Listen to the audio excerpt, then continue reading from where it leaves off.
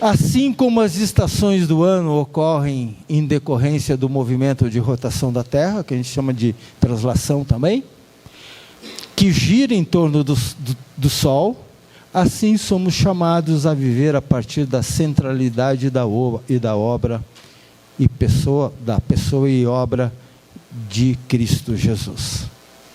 Ok? Então, as estações têm um movimento de rotação por causa da Terra. A Terra faz o seu movimento de rotação e, dependendo do hemisfério, é um clima, uma estação, outro noutra. Mas eu percebi uma coisa, que sempre tem um eixo em que as coisas giram.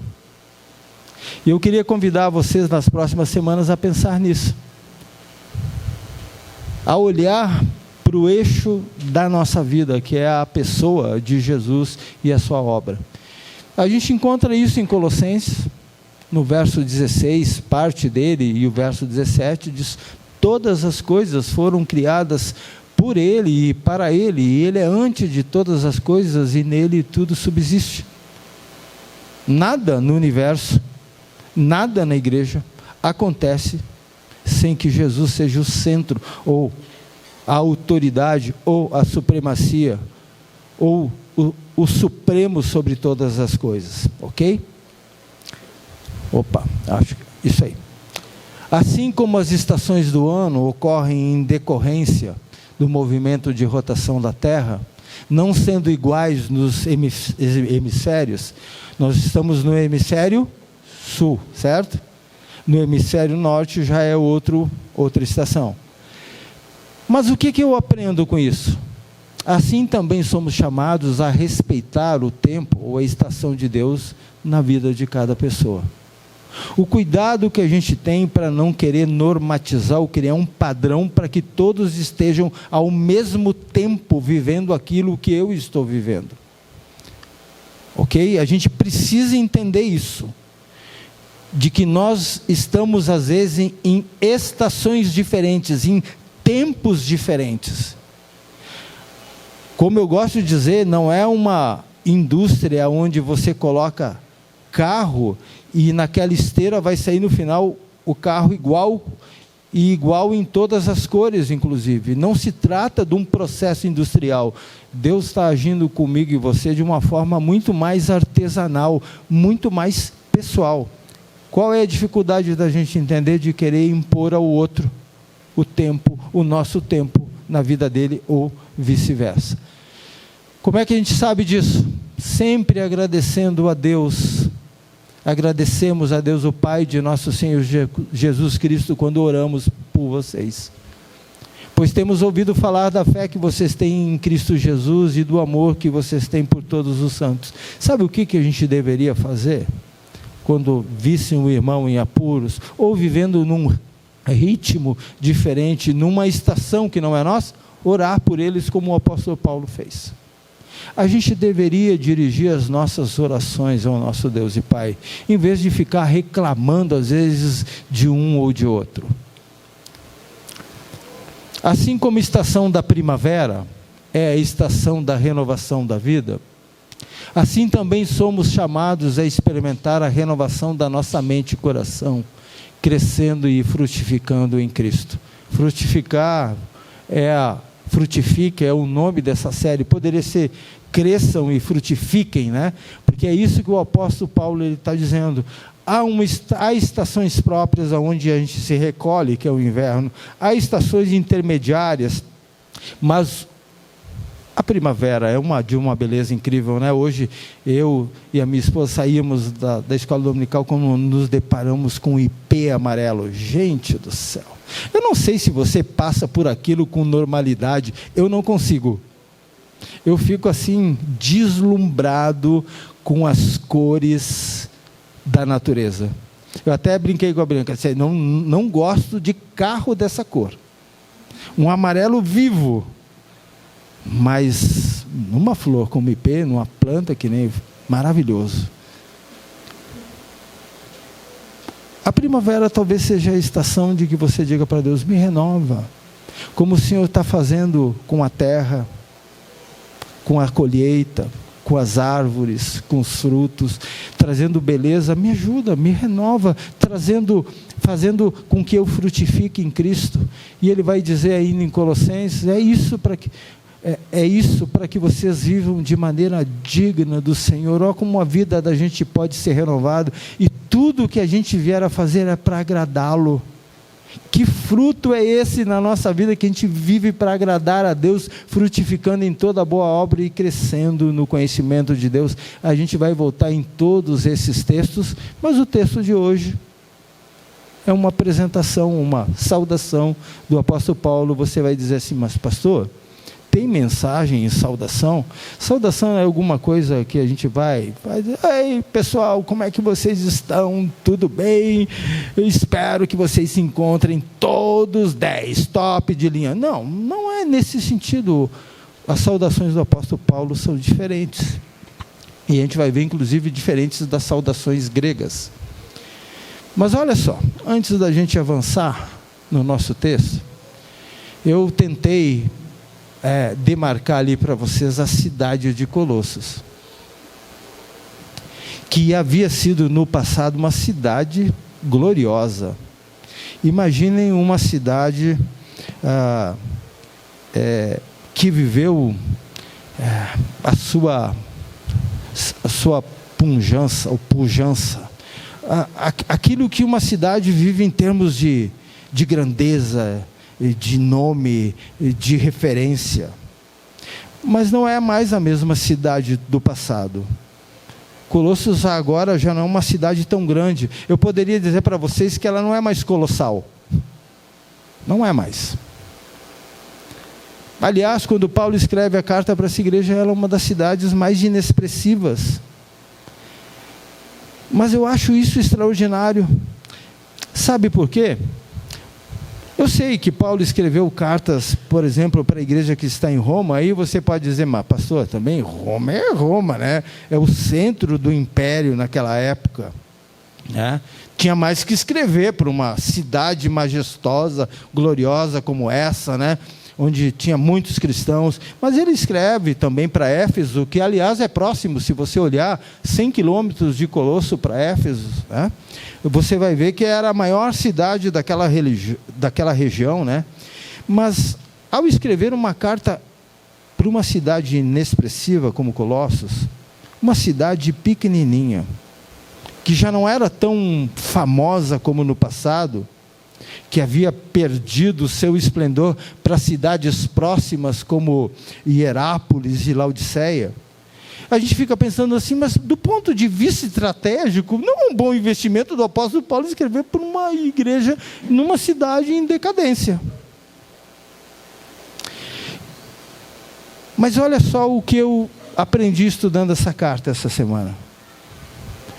Que Deus vai falar conosco, no entanto, através de uma carta do apóstolo Paulo para uma igreja, para uma cidade pouco expressiva no Império Romano. Deus vai fazer com que aquela igreja receba a revelação de Deus. Para pensar nisso. Isso é maneira de Deus mostrar para a gente que as riquezas do Evangelho não escolhem sempre os sábios, os mais entendidos desse mundo, nem as cidades mais gloriosas, porque esse não é o critério de Deus. Na maioria das vezes nem é assim. Mas eu gosto de aprender com isso. Porque isso me faz lembrar de como Deus faz maravilhas através de gente simples. Às vezes de gente muito complicada, como a gente viu na série anterior, Gente como a Gente. Colossos é uma cidade dessas, de gente simples, muito complicada, como alguns de nós. E sabe de uma coisa? Deus vai falar poderosamente para essa igreja. É que a gente tem outros critérios para nomear aquilo que é grande, que é majestoso. Deus é diferente. E aliás, essa é a minha oração, que Deus fale também com a nossa igreja. Que Deus fale com a nossa igreja. Assim como falou com a igreja através dessa carta, com um ensino tão extraordinário, mesmo sendo uma igreja simples, de gente que está assim começando a balançar em função de falsos ensinos, que não era o gnosticismo do segundo século, e por isso que eu acho que a carta de Paulo àquela igreja era muito mais preventiva do que corretiva. Mas olha como o apóstolo Paulo trata aquele povo de Colossos, aquela igreja que está nessa cidade. Como é que ele chama aquele pessoal mesmo? Aos santos e fiéis irmãos em Cristo que estão em Colossos. Você já parou para pensar que Deus pode estar falando com a gente hoje, dizendo: aos santos e fiéis irmãos em Cristo que estão em Caçador? E você pode olhar assim: puxa, uma igreja pequenininha, num dos bairros aí mais complicados da cidade, não tem quase lugar para estacionar, e você pode pensar assim: será que Deus vai falar com a gente? Será que Deus vai olhar para mim na cidade, que inclusive está vivendo crise aí na indústria madeireira, os desempregos estão com... Será que Deus vai se importar mesmo com a gente? E olha como que o apóstolo Paulo trata essas duas igrejas. Santos não quer dizer que aquele povo era gente muito boa, né? Porque qual é a compreensão que a gente tem de santo? É de gente que, alto calibre, moral insuspeitada, né? Mas era gente que não era assim muito boa de vida cristã. Não é santo no sentido de gente que quase não erra. Não é nesse sentido, ok? Quando Paulo se dirige àquela igreja, e ele chama os santos em Colossos, e ele faz isso aos santos em Éfeso, e pior ainda, ele faz isso aos santos em Corinto, ele está se referindo ao fato de que a gente foi separado por Deus. Nós cantamos uma música agora que a gente consagra para Deus tudo o que somos, cantamos essa última, mas sabe que tem um movimento anterior de Deus à nossa própria consagração, quando a gente tem a consciência de que a gente tem que de fato entregar tudo para Deus. É como Ele nos consagrou, como eram feitos com os instrumentos de Deus lá no antigo templo. Vocês lembram, se vocês leem a história da construção do templo, tudo deveria ser consagrado, tudo deveria ser santo, era para apontar para essa ideia de Deus separar instrumentos que fossem para eles. Mas Deus não fez isso só com os instrumentos e utensílios do templo, Ele fez isso comigo e com você. E aí talvez você diga: pois é, mas eu não estou assim tão santinho não, pastor. É porque você ainda não entendeu a compreensão disso. Ser santo significava ser separado, gente que foi tirada do mundo e colocada no meio do povo de Deus. Aliás, Colossenses, ele vai falar isso. Se você ler essa carta essa semana, Paulo vai dizer uma coisa que é surpreendente. Ele diz assim: mas Ele, Deus, os transportou do império das trevas para o reino do Filho do seu amor. Ele nos tirou de uma condição de perdição, de gente corrompida, de gente errada, e nos colocou numa outra situação do reino do Filho do seu amor, para nós, tirados de um lugar e separados, para vivermos para o Filho de Deus. Aliás, esse texto aqui, que eu não li ainda, trata disso. Porque quando Deus liberta o povo do Egito, Ele vai formar um povo, e o que Ele faz? Ele já vai santificando esse povo, vai dizer que eles são geração eleita, sacerdócio real, nação santa, povo exclusivo de Deus. Sabe por que a gente não entende muito essa compreensão do que nós somos santos? Porque, na verdade, é a posição deles que os faz santos, não necessariamente o desempenho deles. Porque os colossenses, como a gente, era um povo cheio de pecado, de erros. Eles também precisavam ser ensinados e exortados, mas mesmo assim, a Bíblia está dizendo para a gente que eles são santos. Precioso pensar que Deus chama um povo, o seu povo, todo complicado, de santos. Você já imaginou aos santos da igreja de Caçador?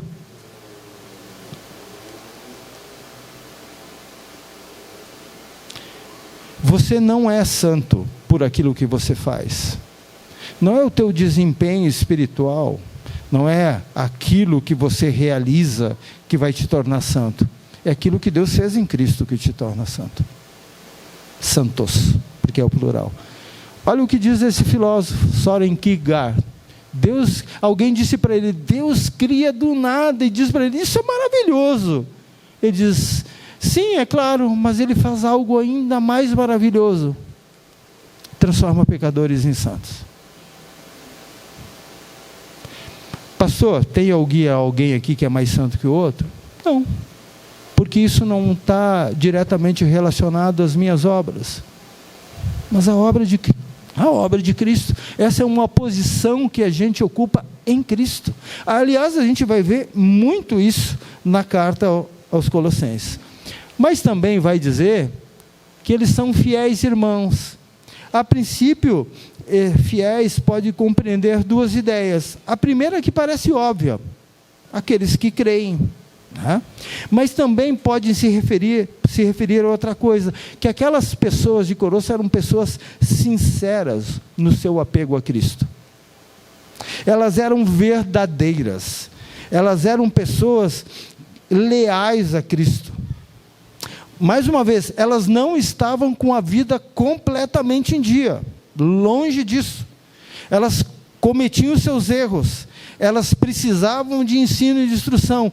Mas uma coisa que Paulo deixa claro é que eles amavam a Jesus, elas eram pessoas sinceras e leais em relação a Jesus. Então, Paulo vai se dirigir a eles dizendo, olha, vocês são um povo separado por Deus, isso é uma posição que vocês têm em Cristo, é obra dele, não são as obras de vocês, mas vocês também são irmãos fiéis. Agora, o que me surpreendeu na carta, e cada vez que a gente prepara estudos nessa carta, a gente vai ganhando compreensão nela, é por isso que a gente não pode ler a Bíblia dizendo, eu já sei o que ela diz, porque lá, vez ou outra, ela vai te renovar na compreensão de alguma coisa. E eu aprendi uma coisa, que Paulo vai precisar levar as pessoas, os irmãos de Colossos, a entender como é que eles devem caminhar a partir de agora com essa nova identidade que eles têm em Cristo. Aliás, é a área da nossa própria luta.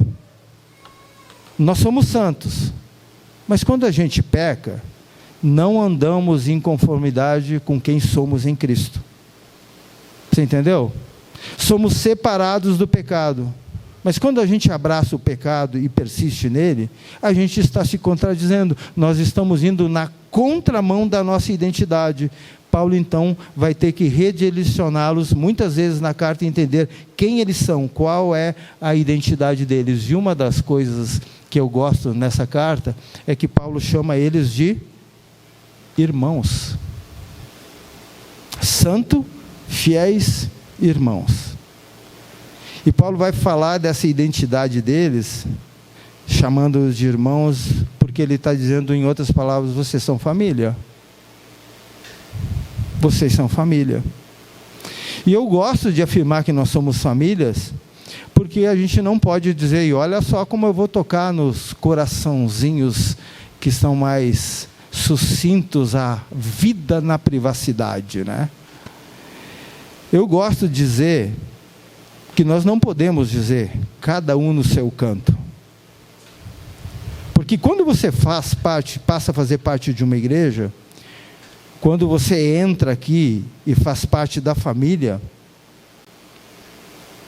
nós temos que meter o bedelho na vida um do outro. Não tem como, gente. Aquela música que dizia, tu no teu cantinho e eu no meu, não vale. Mas eu sei que cada vez que a gente vai abordar alguém, meter o bedelho na vida do outro, eu sei, a Bíblia diz que eu tenho que fazer isso em amor. É verdade. Mas nesse mundo onde tudo é privado, que as pessoas dizem, olha, você não mexe comigo, você não tem nada a ver com a minha vida, fica na tua. Na Igreja de Cristo nós somos família. Então não é verdade que cada um tem que ficar no seu cantinho, não. Não é verdade. Eu desafio você a encontrar na Bíblia qualquer tipo de situação onde a gente não seja um corpo, uma família, um povo, onde a gente precise ensinar uns aos outros a encontrar a nossa verdadeira identidade. Por quê, gente? Porque quem ama se importa com o outro. Esse negócio, eu vou repetir aqui, acho que pela 10ª vez, esse negócio de dizer que eu amo a pessoa, mas eu não ligo para ela, eu não a visito, eu não oro com ela, e até não a exorto, isso não é bíblico. O amor exige que eu me volte para o outro, a fim de ajudá-lo a crescer na identidade que ele recebeu em Cristo.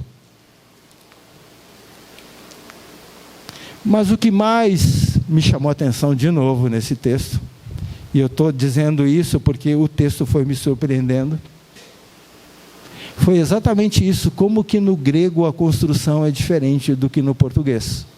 No português nós temos aos santos e fiéis em Cristo que estão em Colossos. No grego está em Cristo aos santos e fiéis que estão em Colossos. Vocês estão vendo esse versículo aí, como que ele fala de Cristo, em Cristo de um lado, em Colossos do outro. É como se o apóstolo Paulo estivesse falando de duas localizações. Preste atenção. Uma espiritual e outra física. O que o Paulo ele quer dizer com isso? E elas estão se interpenetrando. O tempo todo estão juntas. Mas ela procede da espiritual para a física. O que esse texto nos ensina aqui? Como igreja, precisamos aprender a servir na localização física de acordo com a nossa localização espiritual. Nós estamos em Caçador, mas estamos em Cristo.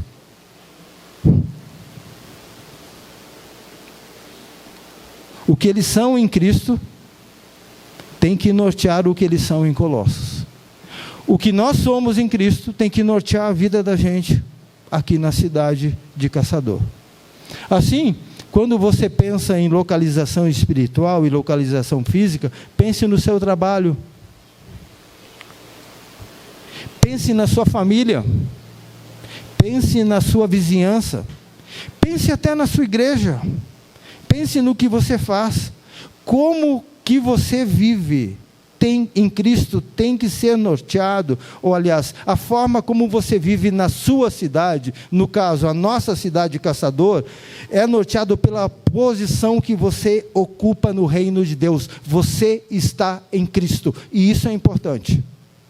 Hoje de manhã eu falei de novo sobre isso aqui na EBD, que aonde a gente vai, a gente carrega o nome de Cristo, o nome de Deus. Aliás, o nome que Jesus nos ensinou e disse que é santo. A nossa posição em Cristo determina a forma como nós vamos viver nessa cidade.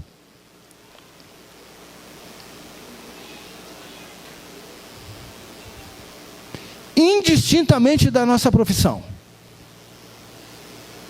Estar em Cristo determina a vida que eu vou viver nessa cidade.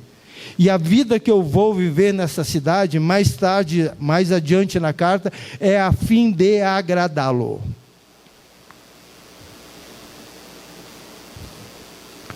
Então pensa no seu testemunho, ou no nosso, pensando que nós somos um corpo, somos uma coletividade, somos um povo, uma família. Pensa no nosso serviço, pensa na nossa missão nessa cidade.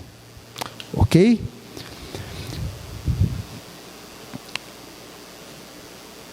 Agora, deixa eu falar um pouquinho do apóstolo Paulo aqui, porque ele vai apresentar a sua... Não somos só nós que temos uma nova posição e identidade.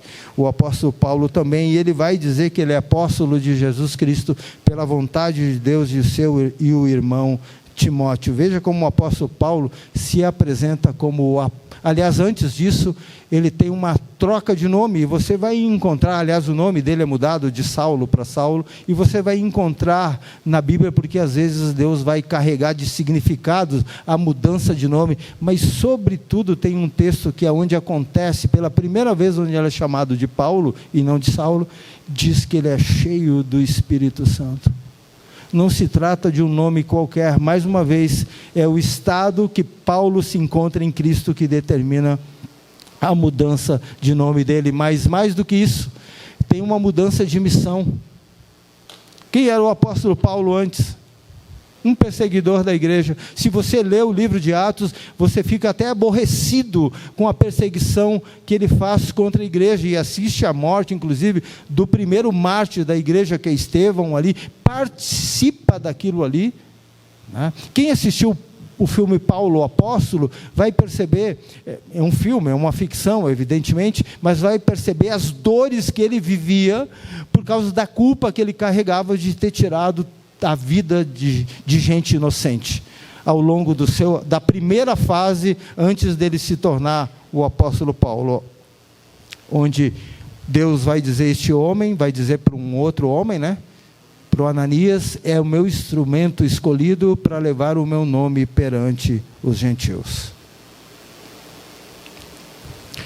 E aqui é muito interessante, porque o apostolado não é coisa da cabeça do apóstolo Paulo. Bem diferente do que acontece nos nossos dias, né? Qualquer mané aí vira apóstolo. Mas é verdade. Qualquer mané evangélico se diz apóstolo. As pessoas às vezes perguntam para mim, como é que o senhor quer chamar? Me chama de irmão, que está louco de bom. Porque é isso que nós somos, irmãos em Cristo. Não é coisa da cabeça. Ninguém se intitula apóstolo nas Escrituras. Fora dela eu sei que tem um monte de gente querendo isso. Porque o apóstolo Paulo está dizendo para a gente que o apostolado dele é dádiva de Deus, é chamado de Deus para o exercício de uma tarefa que é única.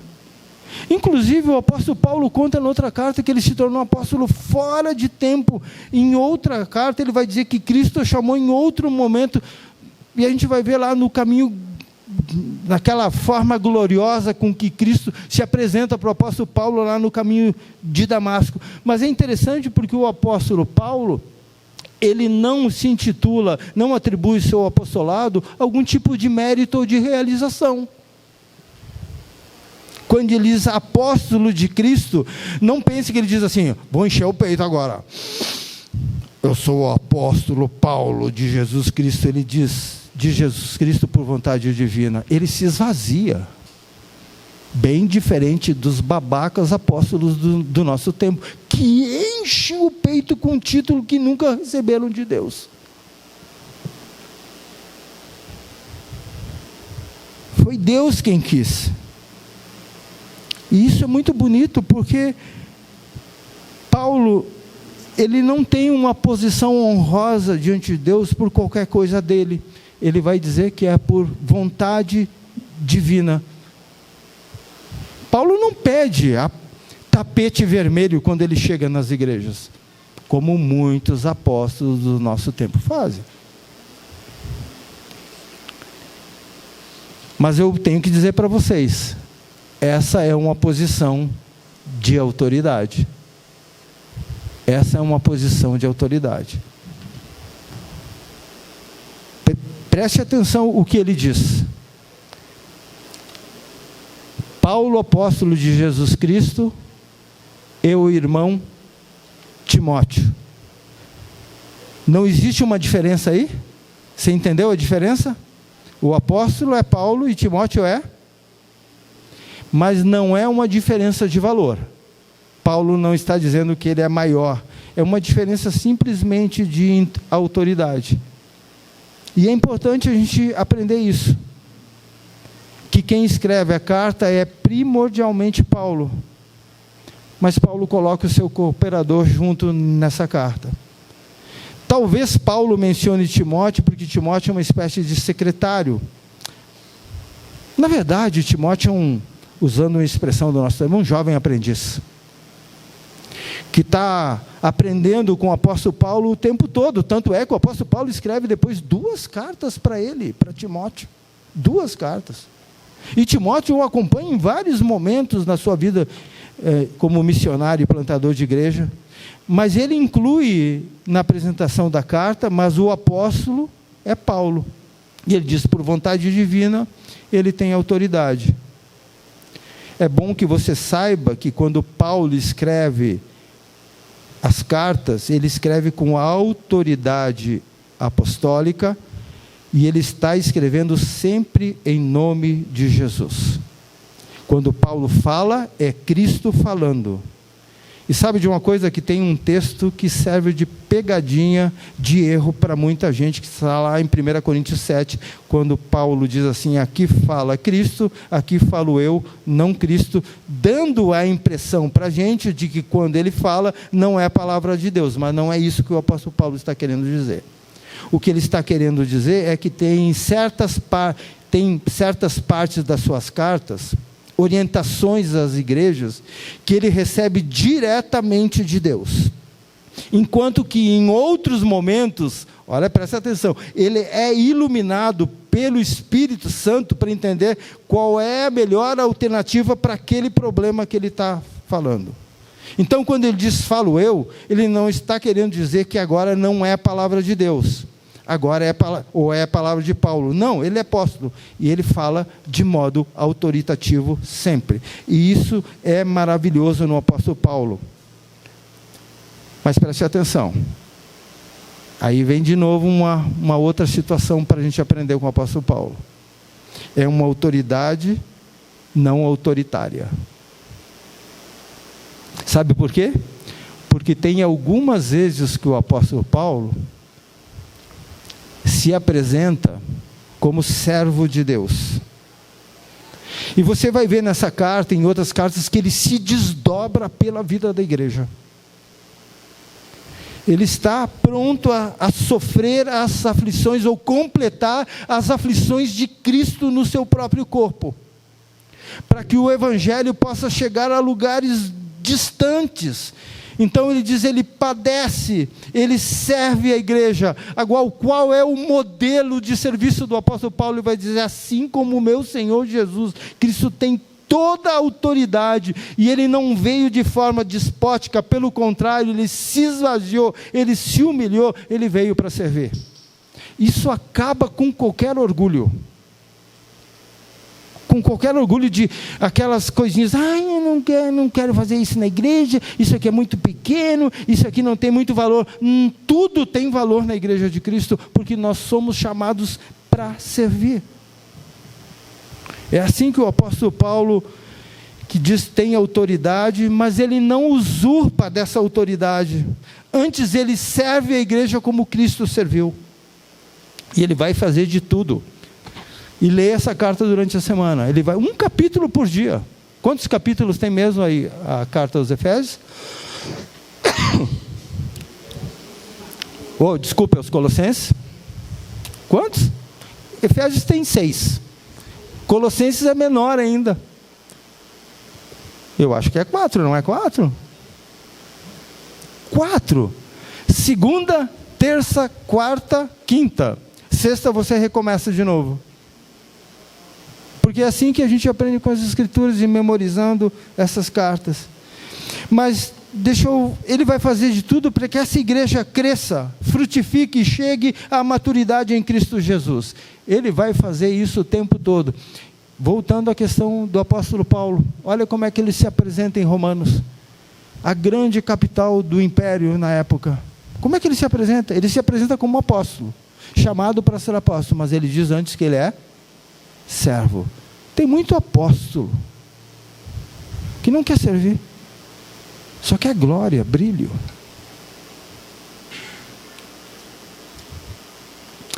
Mas vamos lá. Deixa a gente ir para o nosso último ponto aqui. Porque agora a gente vai falar de que os cristãos de Colossos e os cristãos espalhados por toda a terra, eles vão usufruir, gozar de uma nova relação com Deus. E o apóstolo Paulo vai saudar essa igreja. Vocês podem perceber que eu não estou na ordem dos versículos, porque eu queria terminar exatamente com essa parte aqui, da saudação, que era uma saudação comum no tempo do apóstolo Paulo. Os gregos, quando escreviam cartas uns para os outros, eles usavam essas mesmas expressões, graça e paz, ou paz e graça. Não é nada, não era nenhuma inovação. Mas Paulo vai falar alguma coisa para esses cristãos de Colossos que os gregos não entendiam. Porque ele vai falar de um termo de graça, e ele vai falar também de um termo hebraico que é shalom, mas no grego é eirene, de onde vem a palavra, o nome Irene, que quer dizer paz. Paulo saúda esses irmãos com graça e paz, mas ele não está falando assim, e aí gente, tudo bem com vocês? Porque as palavras dele têm sentido. E nós vamos ver que graça e paz são temas que vão ser desenvolvidos ao longo da carta. E nós precisamos aprender com o apóstolo Paulo que estar em Cristo é participar da graça de Deus e gozar da sua paz. É isso que ele está dizendo. Graça é o que restaura o nosso relacionamento com Deus. E paz é o que eu vivo hoje, que você vive, é a sublime experiência de um relacionamento que foi restaurado. Sabe aquela paz que excede, inclusive, às vezes, todo entendimento? Sabe aquela paz de você ter sido reconciliado pela graça da cruz? De que nenhuma condenação há para aqueles que estão em Cristo? Justificados, pois em Cristo temos paz com Deus. Está tudo certo entre mim e Ele. Pastor, o que eu preciso fazer? Já foi feito tudo. Se algum apóstolo aparecer na sua vida, e o termo é proposital mesmo, tentando seduzir vocês como já estava querendo acontecer em Colossos, não era ainda as heresias do século II, com gnosticismo, mas eles já estavam, sabe quando aquela coisa está no ar, dizendo assim, é Cristo, mas aquilo outro, mas aquilo outro, mas aquilo outro, se algum apóstolo se aproximar de você, tentando dizer que Cristo não é suficiente, bote-o para correr, porque é heresia.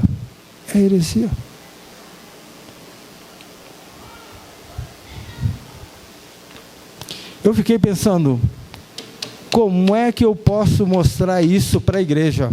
E quebrei a minha cabeça e disse assim, como é que... Porque a ideia de Colossenses é a seguinte, é que você, os colossenses e nós, caçadorenses, povo que erra, mas que já está numa posição diante de Deus em Cristo, e somos chamados de santos e fiéis irmãos, é que a gente cresça na nossa...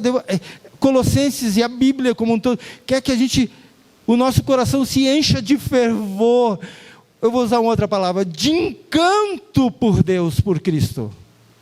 A ideia é essa, que você, à medida que lê as Escrituras, e vai ser a minha oração, semana após semana, é que esse povo daqui experimente o amor, cresça em amor, em encanto, admiração pela obra, pela pessoa e pela obra de Cristo.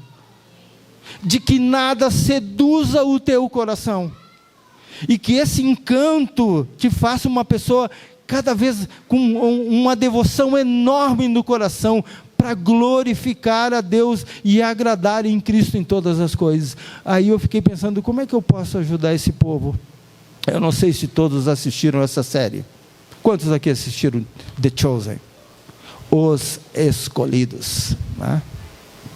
Quem não assistiu não é escolhido? Não tem nada a ver com isso, né, gente? Não tem nada a ver, calma. Já queria dar uma de apóstolo aqui, né? Então, deixa eu tomar um pouquinho de água. Tem um bichinho aqui, mas o maior engole o menor. Sai daqui.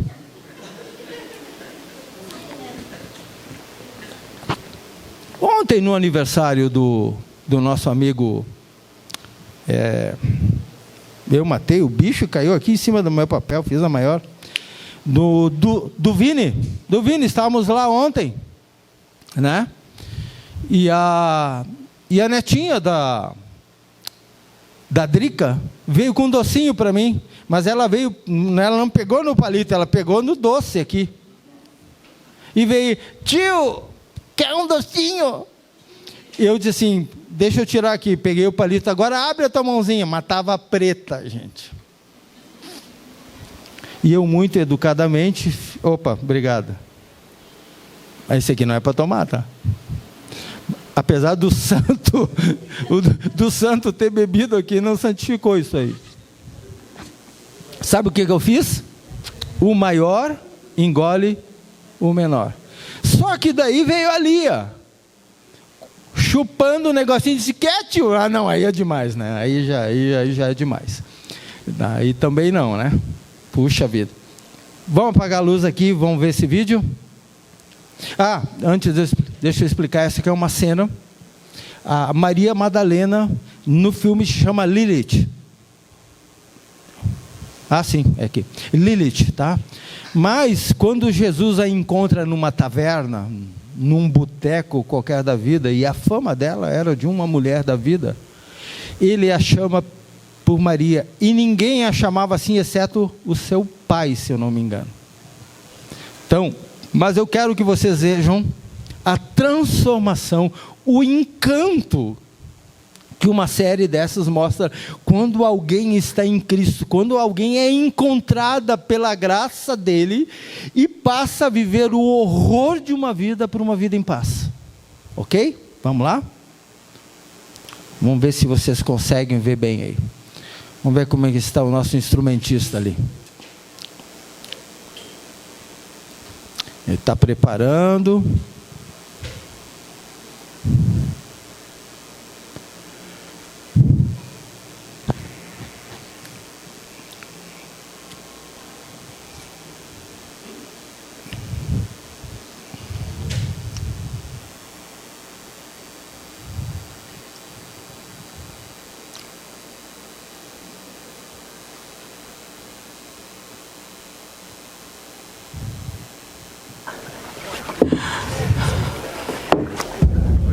Eu já disse para me deixar.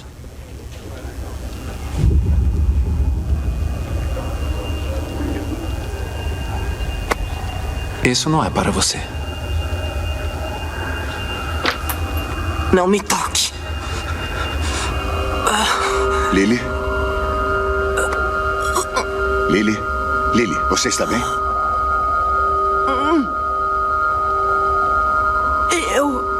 Eu preciso ir. Me deixe em paz.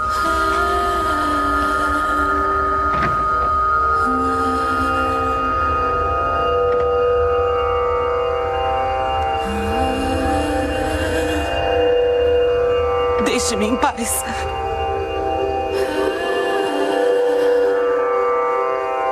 Maria!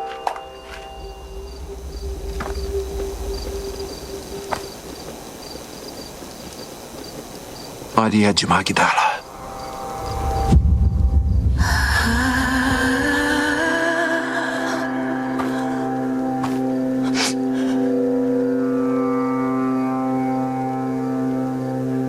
Quem é você? Como sabe o meu nome? Assim diz o Senhor, aquele que a criou. Aquele que a formou. Não tema, pois eu a resgatei.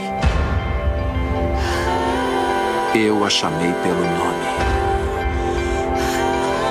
Você é minha.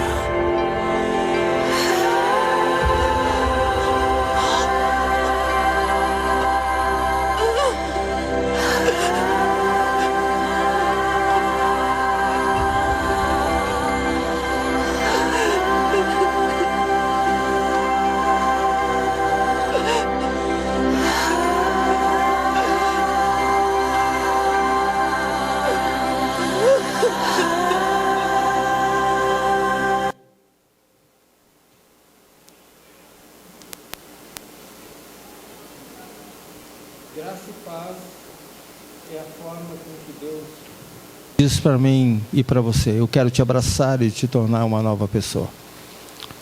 Eu te escolhi. Não no ventre materno, desde antes. E é interessante que o texto que ele cita para ela, acho que era o texto que o pai falava para ela. Então, só ela sabia daquela intimidade. Que a graça e a paz de nosso Senhor Jesus Cristo, o amor de Deus, o nosso Pai, e a consolação e o poder do Espírito Santo acompanhem vocês, hoje e sempre. Amém. Boa noite.